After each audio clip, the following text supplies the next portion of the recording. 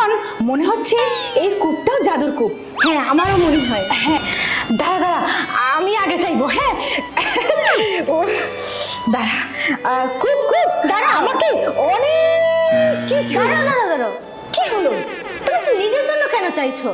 তুমি তো পাবে না। ওখানে কি লেখা আছে তুমি দেখোনি? তোমার তো অন্যের জন্য চাওয়া।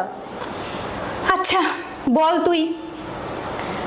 হে কুয়ো, তুমি কটকটিকে সবসময় ভালো রেখো।